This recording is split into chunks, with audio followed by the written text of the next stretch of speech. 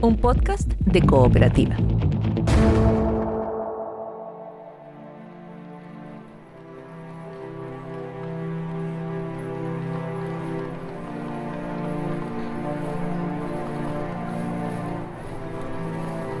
Inamible.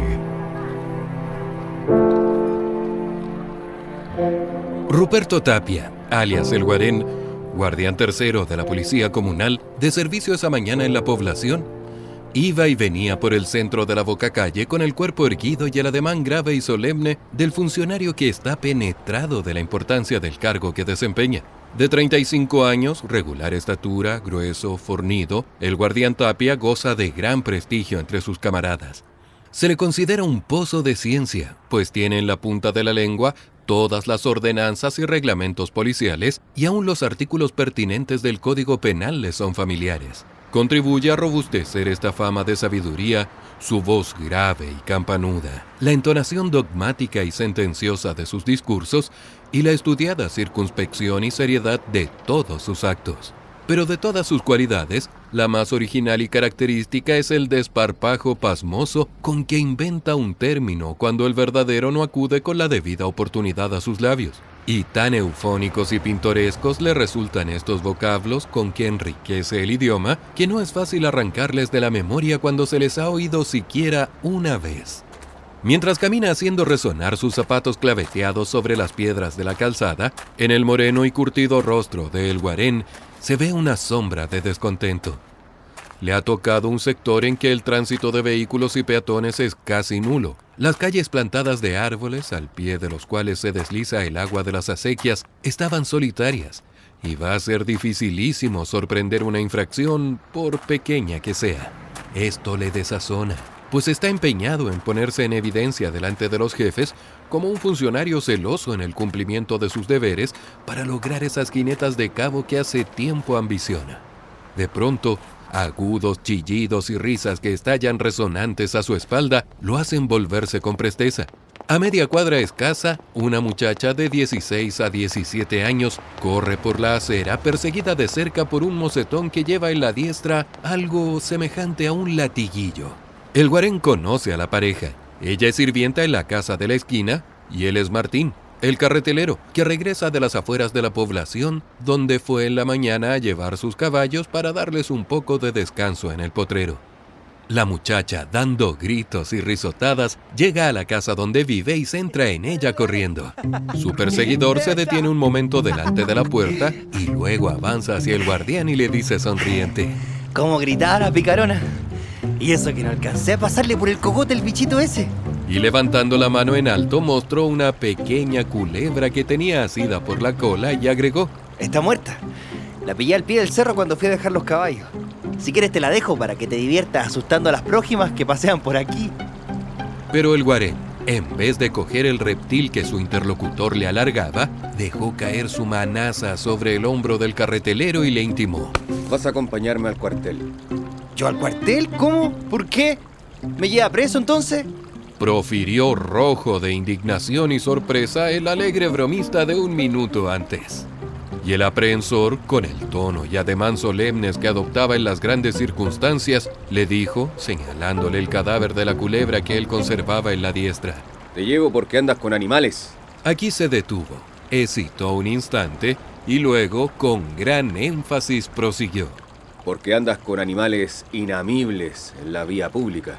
Y a pesar de las protestas y súplicas del mozo, quien se había librado del cuerpo del delito tirándolo al agua de la acequia, el representante de la autoridad se mantuvo inflexible en su determinación. A la llegada al cuartel, el oficial de guardia que dormitaba delante de la mesa los recibió de malísimo humor. En la noche había asistido a una comida dada por un amigo para celebrar el bautizo de una criatura, y la falta de sueño y el efecto que aún persistía del alcohol ingerido durante el curso de la fiesta mantenían embotado su cerebro y embrolladas todas sus ideas. Su cabeza, según el concepto vulgar, era una olla de grillos. Después de bostezar y revolverse en el asiento, enderezó el busto y, lanzando furiosas miradas a los inoportunos, cogió la pluma y se dispuso a redactar la anotación correspondiente en el libro de novedades. Luego de estampar los datos concernientes al estado, edad y profesión del detenido, se detuvo e interrogó. ¿Por qué le arrestó, guardián? Y el interpelado, con la precisión y prontitud del que está seguro de lo que dice, contestó. Por andar con animales inamibles en la vía pública, mi inspector. Se inclinó sobre el libro, pero volvió a alzar la pluma para preguntar a Tapia lo que aquella palabra que oía por primera vez significaba, cuando una reflexión lo detuvo. Si el vocablo estaba bien empleado, su ignorancia iba a restarle prestigio ante un subalterno a quien ya una vez había corregido un error de lenguaje, teniendo más tarde la desagradable sorpresa al comprobar que el equivocado era él. No, a toda costa había que evitar la repetición de un hecho vergonzoso, pues el principio básico de la disciplina se derrumbaría si el inferior tuviese razón contra el superior. Además, como se trataba de un carretelero, la palabra aquella se refería sin duda a los caballos del vehículo que su conductor tal vez hacía trabajar en malas condiciones, quién sabe si enfermos o lastimados. Esta interpretación del asunto le pareció satisfactoria, y tranquilizado ya, se dirigió al reo. ¿Es efectivo eso? ¿Qué dices tú? Sí, señor, pero yo no sabía que estaba prohibido. Esta respuesta, que parecía confirmar la idea de que la palabra estaba bien empleada, terminó con la vacilación del oficial que, concluyendo de escribir, ordenó enseguida al guardián. Páselo al calabozo. Momentos más tarde, reo, aprensor y oficial se hallaban delante del prefecto de policía.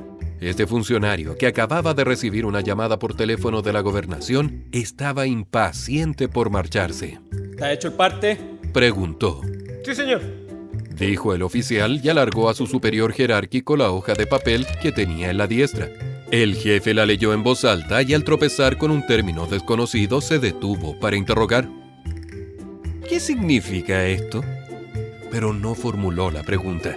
El temor de aparecer delante de sus subalternos ignorante le selló los labios. Ante todo había que mirar por el prestigio de la jerarquía. Luego la reflexión de que el parte estaba escrito de puño y letra del oficial de guardia, que no era un novato sino un hombre entendido en el oficio, lo tranquilizó. Bien seguro estaría de la propiedad del empleo de la palabreja cuando la estampó ahí con tanta seguridad. Este último argumento le pareció concluyente, y dejando para más tarde la consulta del diccionario para aclarar el asunto, se encaró con el reo y lo interrogó. ¿Y tú? ¿Qué dices? ¿Es verdad lo que te imputan? Sí, señor prefecto, es cierto, no lo niego. Pero yo no sabía que estaba prohibido. El jefe se encogió de hombros y poniendo su firma en el parte lo entregó al oficial ordenando. Que lo conduzcan al juzgado. En la sala del juzgado, el juez, un jovencillo imberbe que por enfermedad del titular ejercía el cargo en calidad de suplente, después de leer el parte en voz alta, tras un breve instante de meditación, interrogó al reo. ¿Es verdad lo que aquí se dice? ¿Qué tienes que alegar en tu defensa? La respuesta del detenido fue igual a las anteriores. Sí, Usía, es la verdad, pero yo ignoraba que estaba prohibido. El magistrado hizo un gesto que parecía significar, sí, conozco la cantinela, todos dicen lo mismo. Y tomando la pluma escribió 2 renglones al pie del parte policial, que enseguida devolvió al guardián mientras decía, fijando en el reo una severa mirada, 20 días de prisión conmutables en 20 pesos de multa. En el cuartel el oficial de guardia hacía anotaciones en una libreta cuando el guarén entró en la sala y acercándose a la mesa dijo: El reo pasó a la cárcel, mi inspector. ¿Lo condenó el juez? Sí, a 20 días de prisión conmutables en 20 pesos de multa. Pero como a la carretela se le quebró un resorte y hace varios días que no puede trabajar en ella, no le va a ser posible pagar la multa. Esta mañana fue a dejar los caballos al potrero. El estupor y la sorpresa se pintaron en el rostro del oficial. Pero si no andaba con la carretela, ¿cómo pudo entonces infringir el reglamento del tránsito? El tránsito no ha tenido nada que ver con el asunto, mi inspector. No es posible, guardián. Usted habló de animales. Sí, pero de animales inamibles, mi inspector. Y usted sabe que los animales inamibles son solo 3. El sapo, la culebra y la lagartija. Martín trajo del cerro una culebra y con ella andaba asustando a la gente en la vía pública. Mi deber era arrestarlo. Y lo arresté. Eran tales la estupefacción y el aturdimiento del oficial que, sin darse cuenta de lo que decía, balbuceó. Inamibles. ¿Por qué son inamibles? El rostro astuto y socarrón del Guarén expresó la mayor extrañeza. Cada vez que inventaba un vocablo, no se consideraba su creador, sino que estimaba de buena fe que esa palabra había existido siempre en el idioma. Y si los demás la desconocían, era por pura ignorancia.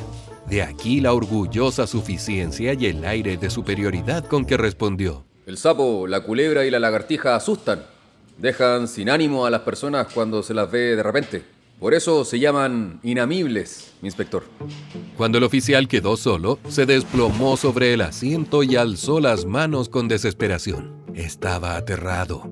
Buenas la había hecho, aceptando sin examen aquel maldito vocablo, y su consternación subía de punto al evidenciar el fatal encadenamiento que su error había traído consigo. Bien advirtió que su jefe, el prefecto, estuvo a punto de interrogarlo sobre aquel término, pero no lo hizo confiando seguramente en la competencia del redactor del parte. Dios misericordioso, qué catástrofe cuando se descubriera el pastel. Y tal vez ya estaría descubierto, porque en el juzgado, al juez y al secretario debía haberles llamado la atención aquel vocablo que ningún diccionario ostentaba en sus páginas. Pero esto no era nada en comparación de lo que sucedería si el editor del periódico local, El Dardo, que siempre estaba atacando a las autoridades, se enterase del hecho. ¡Qué escándalo! Ya le parecía oír el burlesco comentario que haría caer sobre la autoridad policial una montaña de ridículo. Se había alzado del asiento y se paseaba nervioso por la sala tratando de encontrar un medio de borrar la torpeza cometida de la cual se consideraba el único culpable. De pronto se acercó a la mesa, entintó la pluma y en la página abierta del libro de novedades, en la última anotación y encima de la palabra que tan trastornado lo traía, dejó caer una gran mancha de tinta. La extendió con cuidado y luego contempló su obra con aire satisfecho. Bajo el enorme borrón era imposible ahora descubrir el maldito término. Pero esto no era bastante. Había que hacer lo mismo con el parte policial. Felizmente la suerte érale favorable, pues el escribiente del alcaide era primo suyo. Y como el alcaide estaba enfermo, se hallaba a la sazón solo en la oficina. Sin perder un momento, se trasladó a la cárcel que estaba a un paso del cuartel, y lo primero que vio encima de la mesa en sujetapapeles fue el malhadado parte. Aprovechando la momentánea ausencia de su pariente que había salido para dar algunas órdenes al personal de guardia, hizo desaparecer bajo una mancha de tinta el término que tan despreocupadamente había puesto en circulación. Un suspiro de alivio salió de su pecho. Estaba conjurado el peligro, el documento era en adelante inofensivo y ninguna mala consecuencia podía derivarse de él. Mientras iba de vuelta al cuartel, el recuerdo del carretelero lo asaltó y una sombra de disgusto veló su rostro. De pronto se detuvo y murmuró entre dientes: Eso es lo que hay que hacer. Y todo queda así arreglado.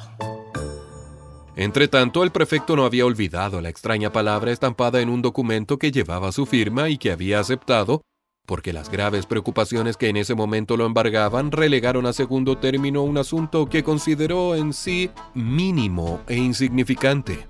Pero más tarde un vago temor se apoderó de su ánimo, temor que aumentó considerablemente al ver que el diccionario no registraba la palabra sospechosa. Sin perder tiempo se dirigió donde el oficial de guardia, resuelto a poner en claro aquel asunto. Pero al llegar a la puerta por el pasadizo interior de comunicación, vio entrar en la sala a El Guarén, que venía de la cárcel a dar cuenta de la comisión que se le había encomendado. Sin perder una sílaba, oyó la conversación del guardián y del oficial, y el asombro y la cólera lo dejaron mudo e inmóvil, clavado en el pavimento. Cuando el oficial hubo salido, entró y se dirigió a la mesa para examinar el libro de novedades. La mancha de tinta que había hecho desaparecer el odioso vocablo tuvo la rara virtud de calmar la excitación que lo poseía. Comprendió en el acto que su subordinado debía estar en ese momento en la cárcel, repitiendo la misma operación en el maldito papel que en mala hora había firmado. Y como la cuestión era gravísima y exigía una solución inmediata, se propuso comprobar personalmente si el borrón salvador había ya apartado de su cabeza aquella espada de Damocles que la amenazaba. Al salir de la oficina del alcaide, el rostro del prefecto estaba tranquilo y sonriente. Ya no había nada que temer. La mala racha había pasado. Al cruzar el vestíbulo divisó tras la verja de hierro un grupo de penados. Su semblante cambió de expresión y se tornó grave y meditabundo. «Todavía queda algo que arreglar en ese desagradable negocio», pensó. Y tal vez el remedio no estaba distante porque murmuró a media voz. Eso es lo que hay que hacer. Así queda todo solucionado. Al llegar a la casa, el juez, que había abandonado el juzgado ese día un poco más temprano que de costumbre, encontró a El Guarén delante de la puerta, cuadrado militarmente. Habíanlo designado para el primer turno de punto fijo en la casa del magistrado. Este, al verle, recordó el extraño vocablo del parte policial cuyo significado era para él un enigma indescifrable. En el diccionario no existía y por más que registraba su memoria, no hallaba en ella rastro de un término semejante.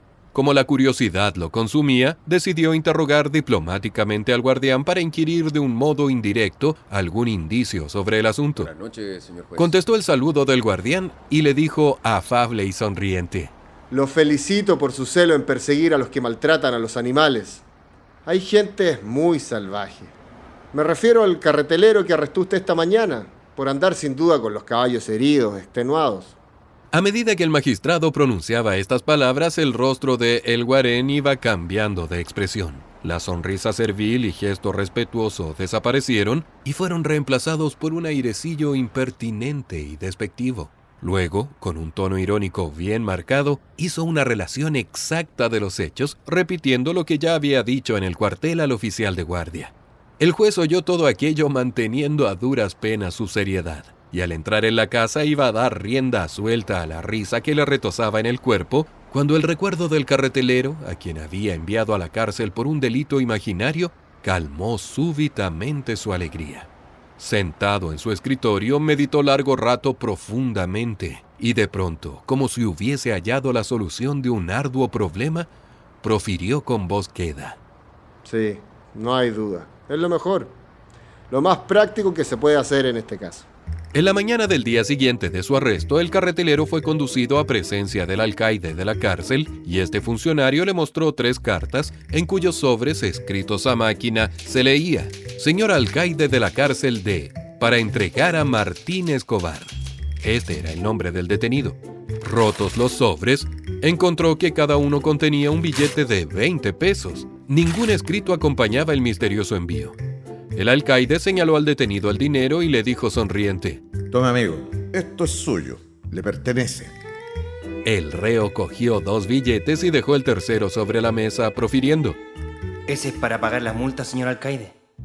Un instante después, Martín, el carretelero, se encontraba en la calle y decía, mientras contemplaba amorosamente los 2 billetes: Cuando se me acaben, voy al cerro, pillo un animal inamible, me tropiezo con el guarén y ¡zas!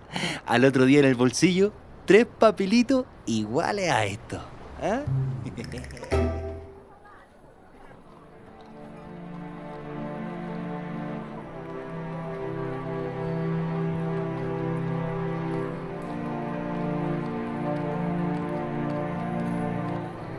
Inamible, de Baldomero Lillo.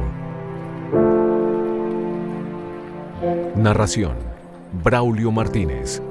Voces: Mario Cáceres, Darwin Leroy, Daniel Isler, Samuel Guajardo, Ismael Busada y Simón Cotet. Postproducción: Juan José Baeza. Cuentos Chilenos es una presentación de Cooperativa Podcast y El Kilo Producciones.